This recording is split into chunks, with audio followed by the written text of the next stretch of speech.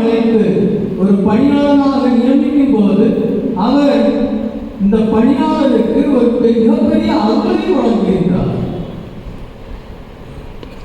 அந்த அருள் நம்மிடம் இருக்க வேண்டும். நாம் அருள் நிறைந்தவர்களாக மாறி, அருள் பெற்றவர்களாக மாறி, அருளை பகிர்ந்தவர்களாக மாற வேண்டும் என்று இன்றைய முதல் வாசகம் நமக்கு நினைவூட்டுகிறது. அதே போல் இன்றைய நற்செய்தியிலே நாம் என்ன வாசிக்க கேட்டோம்? நாம் இயேசுவால், அவருடைய ஆவியால் நாம் திருநிலைப்படுத்தப்பட்டிருக்கின்றோம், அபிஷேகம் செய்யப்படுகின்றோம். அவருடைய ஆவியால் அபிஷேகம் செய்யப்பட்டவர்களாக இருக்கின்றோம். எதற்காக? பணிபுரிவதற்காக, மக்களுக்கு பணிபுரிவதற்காக. அந்த அபிஷேகம் மக்களுக்கு பணிபுரிவதற்காக தான், வேறு எதற்காகவும் இல்லை. பேரும் புகழும் பெறுவதற்காக அல்ல, அதிகாரமும் செல்வ வாக்கும் பெறுவதற்காக அல்ல, பணியாளராக மாறுவதற்காகத்தான் நாம் அபிஷேகம் செய்யப்படுகின்றோம். எனவே அன்பான சகோதர சகோதரிகளே, இன்று இதை நினைத்து நாம் இன்று இந்த திருச்சடங்கை பற்றி சற்று சிந்திக்க நான் உங்களை அழைக்கின்றேன்.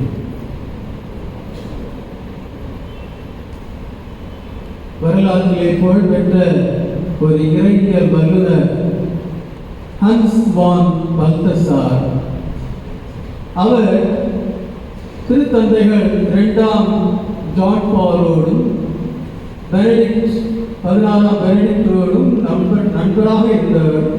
அவருடைய கண்டபரரி.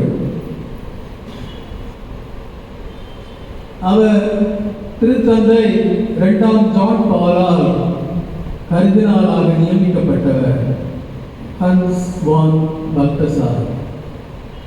அவர் தன்னுடைய முதல் திருப்பலிக்கு ஒரு நினைவு கார்டை அவர் பதிக்கின்றார்.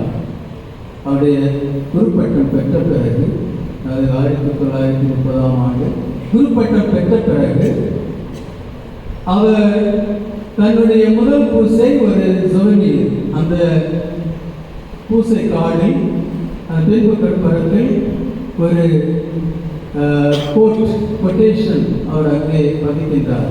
அது என்னவென்றால், அதில் பெனடிக்ட், ஃப்ரெஜிட், டெடிக்வே 3 வார்த்தைகளை அவர் அங்கே பதிக்கின்றார். பெனடிக்ட், ஃப்ரெஜிட், டெடிக்வே அப்படின்னா blessed, broken and given.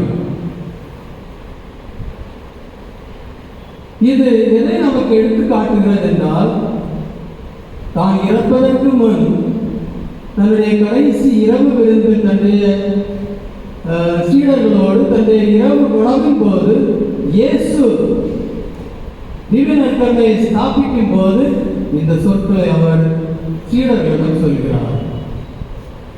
He took bread, blessed it, broke it and gave it to his disciples.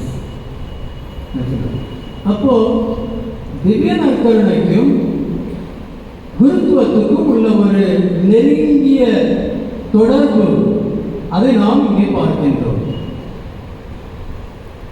திவ்ய நற்கருணைக்கும் குருத்துவத்திற்கும் உள்ள ஒரு தொடர்பை நாம் இங்கே பார்க்கின்றோம். இயேசு அப்பத்தை எடுத்து ஆசீர்வதித்து அதை பிட்டு தம் சீடர்களுக்கு அதை கொடுக்கின்றார். நான் இன்று இந்த திருச்சடங்கின் போது இந்த 4 வார்த்தைகளை எடுத்து அதை உங்களோடு சேர்ந்து தியானிக்க விரும்புகிறேன்.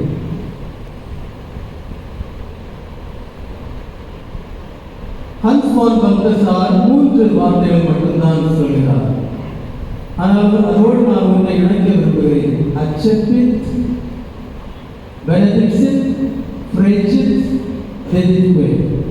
took, accepted, he took.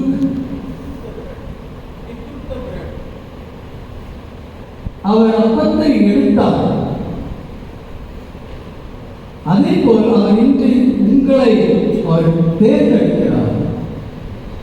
இப்படி இயேசு அந்த அப்பத்தை எடுத்தாரோ அதே போல் உங்களை தேர்ந்தெடுக்கின்றார். உங்களை he took you now. He has taken you. அவர் உங்களுக்கு இந்த அழைப்பை கொடுத்திருக்கின்றார். You did not choose me, I chose you.